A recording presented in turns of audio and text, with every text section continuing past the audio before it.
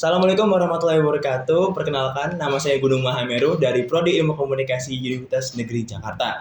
Kali ini adalah waktu kita untuk wawancara Public Relations bersama Mbak Mayada.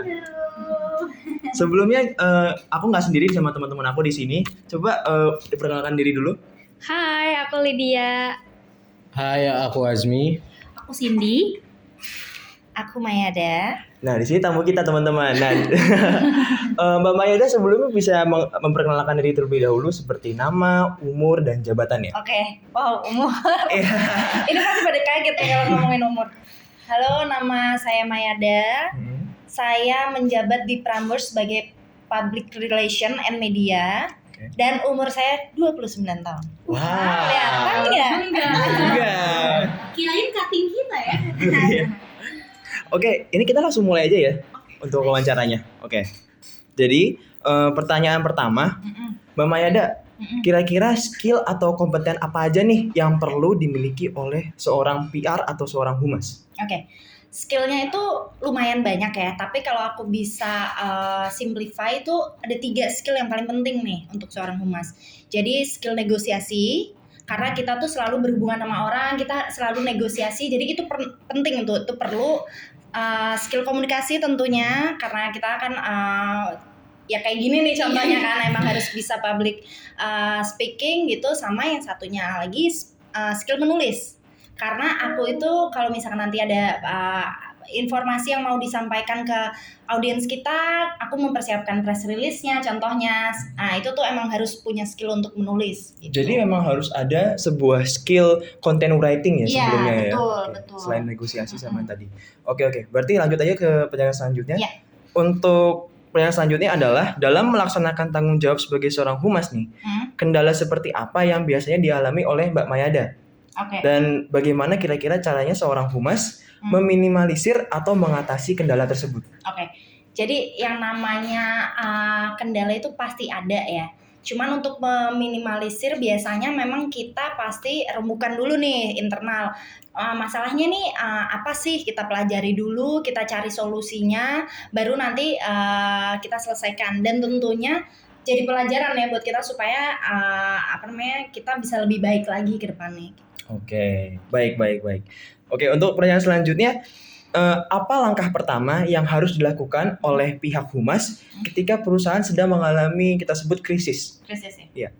Ya, terkait misalnya stabilitas, reputasi, atau bisa jadi citra perusahaan tersebut. Oke.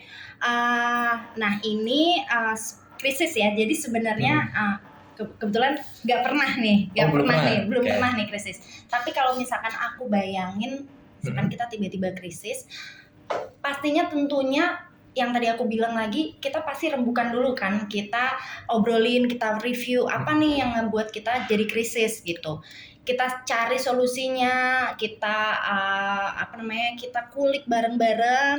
Abis itu baru kita sampaikan nih, maksudnya kita sampaikan ke tim-tim bahwa memang kita lagi mengalami krisis, kita memerlukan strategi khusus untuk itu, kita menjalankan strateginya, dan yang pastinya yang namanya satu masalah ya, krisis kan bisa dibilang satu masalah ya, itu menjadikan pelajaran juga akhirnya yang untuk kedepannya kita menjadi lebih baik gitu. Berarti langkah pertamanya adalah untuk mengidentifikasi masalah apa yang dihadapi. Setelah itu melakukan strategi-strategi yang kiranya cocok untuk melawan masalah itu. Ya. Oke, baik. Berapa kejadian ya krisis tadi kan belum ya. Amin. Oke, ini adalah pertanyaan terakhir dari aku. Pertanyaan keempat adalah, citra yang dibangun oleh sebuah perusahaan sangat sulit untuk dibentuk, namun sangat mudah untuk dihancurkan. Apakah ada cara yang efisien dari pihak Mbak Mayada yang dapat dilakukan oleh humas untuk mengembalikan citra perusahaan yang sebelumnya hancur? Misal ya, ada nih kayak misalnya rebranding atau cara-cara lainnya mungkin. Kira-kira ada nggak? Kalau misalkan citra hancur, itu udah berat banget ya, mungkin itu. Jadi sebenarnya kayak Prambors ini kan udah 50 tahun, tapi 50 tahun lebih mah, 52 tahun. Cuman audiensnya tetap anak muda nih. Nah, berarti kan kita emang harus citranya harus fun, terus informatif, harus terus up to date kan sesuai dengan citra anak muda gitu. Sejauh ini kita belum pernah tuh mengalami yang citra yang sampai hancur banget ya di publik. Tapi kalau misalkan itu pun terjadi, ya yang kayak tadi aku bilang lagi ya, hampir sama ya jawabannya. Pastinya kita mempelajari kenapa nih citra kita bisa hancur. Kita mungkin kalau memang itu berat banget, kita mungkin akan hire PR consultant untuk bantu kita menyelesaikan masalahnya gitu. Abis itu baru kita bagikan ke publik nih apa yang kita dari hasil diskusi kita mungkin kita rebranding atau apa untuk mengembalikan citra yang seperti kita harapkan gitu. Oke. Berarti kalau misalnya belum mampu kira-kira ya untuk menghadapi, bisa ngundang PR eksternal ya kira-kira ya. Ini ada hubungannya sama pertanyaan selanjutnya nih. Mungkin Lydia mau ngelanjutin? Selanjutnya pertanyaan selanjutnya ya. Tadi kan katanya bekerja sama dengan PR eksternal ya Kak ya. Itu gimana sih Kak cara perusahaan membagi tugas antara konsultan PR dan juga departemen humas internal perusahaan ini sendiri? Oke.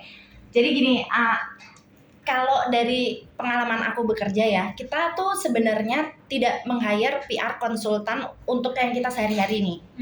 Jadi hanya kalau misalkan ada masalah genting, isu yang emang kita, kayaknya sulit nih untuk kita selesaikan secara internal, kita minta bantuan untuk tim eksternal gitu, yaitu PR consultant gitu.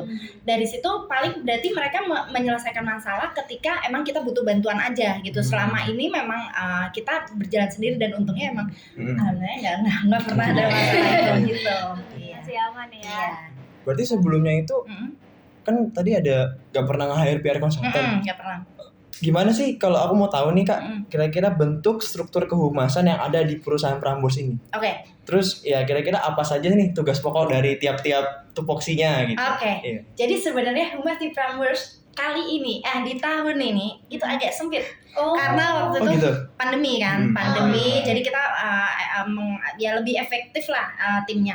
Timnya itu kita persempit jadi yang tadinya 5 kalau nggak salah, sekarang tuh cuma 3. Sekarang cuma 3. 3 itu adalah atasanku itu asisten MNP manager.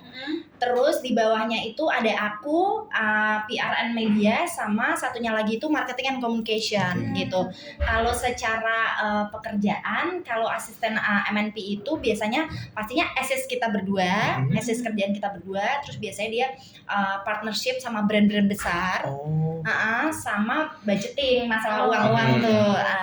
Kalau yang Markom, Markom itu berarti kolega aku ya, tim aku juga, itu dia biasanya ngurusin partnership brand juga. Terus dia medpar khusus yang anak sekolah sama anak kuliah. Sama yang satu lagi kalau kalian tahu ada Ini Bisnis Gue. Ini Bisnis Gue itu salah satu programnya Prambors untuk mendukung UMKM lokal gitu. Nah itu diurusin dia. Sama satu lagi dia ngurusin KOL sama buzzer juga. Untuk nge-boost campaign-nya Prambors ya. Nah kalau aku sendiri, aku tuh specialty-nya di public relation in general, kayak ini nih tugasnya, ngobrol-ngobrol gini, sama media. Satu lagi media partner. Kalau yang tadi anak sekolah ke tim aku yang Markom, satunya kalau aku lebih ke general. Jadi acara-acara yang nggak cuman anak sekolah doang nih, kan kita misalkan kayak acara-acara besar kayak gitu fest, kayak synchronize ya gitu-gitu. Nah itu biasanya aku yang handle gitu. Kalau tadi bahas soal kan target audiensnya Prambors ini kan anak remaja ya Kak ya. Terus remaja kan pasti berubah generasi setiap tahunnya kayak gitu, dan pasti perlu adanya rebranding ya kayak. Kalau misalnya di Prambors sendiri tuh gimana sih strategi rebrandingnya supaya pesan itu bisa sampai gitu ke target audiensnya kayak masyarakat, khususnya remaja ya? Oke, ya remaja audiens kita. Jadi kalau rebranding itu alhamdulillahnya Prambors belum pernah nih rebranding. Karena rebranding ini yang aku tangkap adalah ketika perusahaan ingin meluncurkan brand image baru yang lebih fresh, yang lebih mungkin yang lebih baik gitu dari sebelumnya mungkin dirasa yang sebelumnya itu kurang nyampe nih ke audiensnya. Jadi dia rebranding. Kalau Prambors ini selama 52 tahun yang tadi aku bilang tuh masih dikenal sebagai media anak muda yang masih dicari-cari orang dan masih top of mind ya, alhamdulillah ya. Jadi rebranding kita belum pernah, cuman kita memang harus karena anak muda, jadi perkembangannya cepet nih teknologi gitu kan. Jadi kita memang harus inovasi untuk mengejar itu ya. Inovasi kayak misalkan sekarang kan teknologi udah maju banget. Yang terakhir kita lakukan adalah kita punya satu aplikasi, pokoknya kita perbarui, kita bikin kalian bisa menikmati semua konten Prambors di dalam satu aplikasi itu. Bahkan kalau mau dengerin radio yang tadinya cuma di mobil atau di radio konvensional gitu, sekarang udah bisa lewat aplikasi, jadi bisa dengerin dimanapun kapan. Oh iya, saya juga download soal aplikasinya. Terima kasih. Belum kan? Belum pernahnya dengar lewat aplikasi radionya aja sih Kak. Oke. Tapi kalau untuk tahun ini di divisi kakak mungkin ya adalah departemen kakak itu lagi ada program apa sih? Program kerjanya? Nah jadi gini, programnya tuh hampir sama tahun lalu ya. Cuman PR-nya adalah tantangannya adalah ketika banyak program yang kita bikin di tahun-tahun sebelumnya itu offline karena pandemi, kita harus sebenarnya hampir mirip. Cuman tantangannya adalah ketika pandemi ini kan kita harus beralih ke online semua. Nah itu sih, jadi campaign-nya tuh basically masih sama, tapi gimana caranya kita menjalankannya online gitu. Iya, berarti inovasi baru gitu. Oke, kita lanjut lagi ya Kak. Sekarang aku pengen nanya nih, tadi kan udah ngomongin program kerja ya. Kira-kira Humas Prambors nih ada bikin kayak semacam survei gitu nggak sih untuk lebih kenal sama audiensnya gitu, buat program kerjanya menyesuaikan dengan hasil survei tersebut? Sejauh ini tuh kita nggak bikin survei kalau dari tim promosi, tapi kalau dari tim research and development bikin. Itu namanya, tadi barusan aku tanya sebentar ya. Jadi namanya itu Prambors The Hits Jury. Itu tuh survei buat musik. Jadi buat ngecek nih lagu-lagu yang mana yang masih diminati sama pendengar dari list banking lagunya Prambors, supaya tetap bisa dinikmati. Iya betul. Itu aja sih. Oke. Nah tadi kan kita udah ngomongin soal program kerja ya. Nah kira-kira kalau misalnya humas dari Prambors ini sendiri gitu, kalau meluncurkan cara untuk meluncurkan sebuah campaign itu gimana sih, dan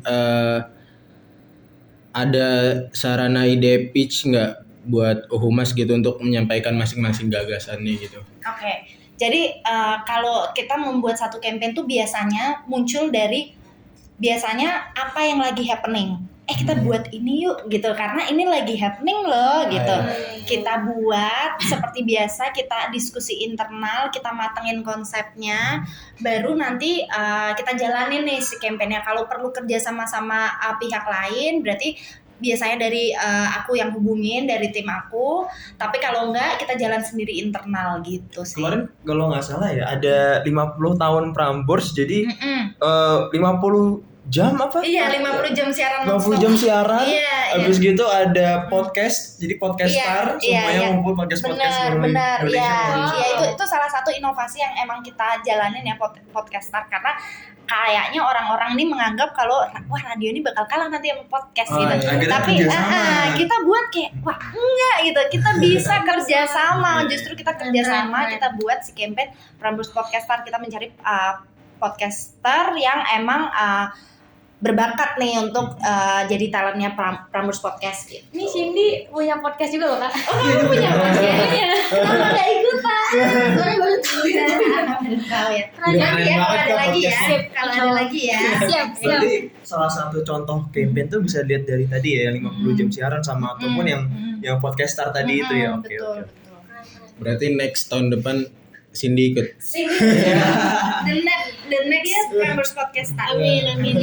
Dan campaign ini terbilangnya berhasil ya, Sukses, alhamdulillahnya sukses. Ya walaupun kita selenggaraannya waktu pandemi gitu. Jadi tapi alhamdulillahnya sukses. Tapi malah lebih oke ya, soalnya kan online. Iya, online benar. Iya. Cindy mau nanya mungkin? Enggak. Enggak. Pertanyaan selanjutnya. Ya, lanjut. biasanya nih kalau misalnya lagi nyusun kayak program kerja kayak gitu tuh pihak mana aja sih yang biasanya humas ajak berunding gitu untuk kerjasama, kayak misalnya entah itu pihak finance atau pihak stakeholder, jadi antara internalnya maupun eksternalnya gitu. Oke. Kalau humas itu biasanya menyesuaikan kebutuhan apa yang sedang kita jalani, hubungannya dengan mana, itu yang kita ajak discuss. Jadi yang misalkan, tapi keseringan ya kalau kita menjalankan campaign itu biasanya sama tim program. Karena di situ kita butuh sosmed, kita butuh kita butuh show, kerjasama sama show-nya gitu. Jadi kebanyakan apa yang humas jalankan itu berdampingannya dengan program gitu. Tapi tidak menutup kemungkinan kadang-kadang sama sales juga gitu. Karena kan ya sales kan jualan. Kadang-kadang kita dia mau menjalankan satu campaign butuh promosinya dari humas gitu. Oh ya, sekarang giliran aku mau nanya nih Kak, terkait program kerja yang udah dijalankan. Itu gimana sih pihak humas mengevaluasi atau mengukur, oh ini program kerja berhasil nih? Itu dari mana? Oke. Caranya gimana? Awalnya nih, kalau mengukur keberhasilan, ini yang paling deg-degan biasanya kita kalau Benar juga ya. itu dari partisipan. Jadi audit berapa banyak nih yang daftar gitu. Kalau kita udah dikit nih yang daftar, nah itu udah mulai tanda-tanda ya. Aduh, gimana nih gitu. Tapi kalau udah yang daftar banyak itu berarti kita belum menjalankan kampanyenya aja kita udah tahu wah ini banyak dinikmati gitu, diminati, berarti kan emang berhasil ya. Secara tidak langsung itu berhasil. Nah, abis itu lanjut ke aku kasih contoh, Prambors tuh punya mini workshop namanya Kumpul Kamu. Nah, Kumpul Kamu itu kayak kemarin itu kita bikin temanya e-sports. Kita kerjasama sama e-sports itu kita panggil komunitas e-sports gitu untuk ikutan. Nah, itu eventnya pokoknya yang datang audiensnya sesuai dengan partisipan, eventnya seru, narasumbernya juga informatif. Dari situ kita udah, menurut kita merasanya itu udah berhasil. Gitu. Iya gitu. Berarti ngukurnya dari sana ya. Terus aku mau nanya lagi nih, selama pandemi kemarin apa sih hal yang paling menantang gitu? Selama pandemi. Gampang. Dari yang campaign yang kita jalanin biasanya offline, kita harus buat ke online gitu.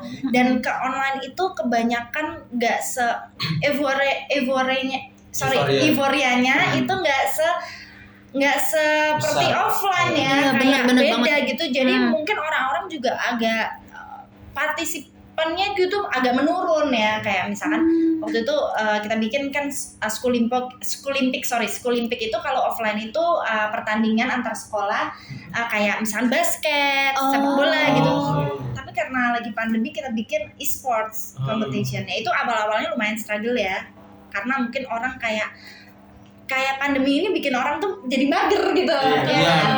Jadi kayak lumayan tantangan sih itu mengubah dari yang offline ke online. Tapi gitu. Kalau sekarang itu masih terus kayak online atau udah beralih lagi ke offline? 50-50. Masih ada beberapa yang kita jalanin online.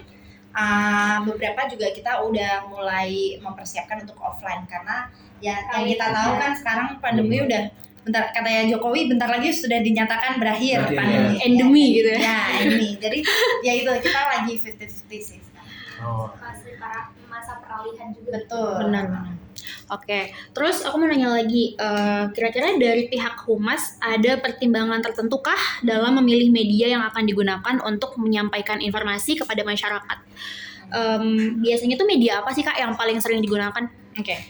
Biasanya kalau untuk menyampaikan informasi ke masyarakat, kita tuh punya satu aplikasi, tapi itu sekarang kayaknya udah kurang efektif. Namanya gitu. Kalau kalian tahu itu Mailchimp. Jadi itu kayak email blast gitu. Mailchimp. Iya. Nggak tahu kenapa, mungkin karena si Mailchimp ini kebanyakan tuh masuknya di promotion bukan di primary email. Iya. Jadinya orang jadi kayak nggak kebaca. Ya udah dari situ cara lainnya adalah aku sebagai PRN media, aku mengajak kerjasama media lain untuk long term media partnership. Biasanya itu kita saling tukar campaign. Misalkan saya kerjasama sama, boleh nyebut brand gak sih? Ya, misalkan kerjasama sama USS Fit gitu.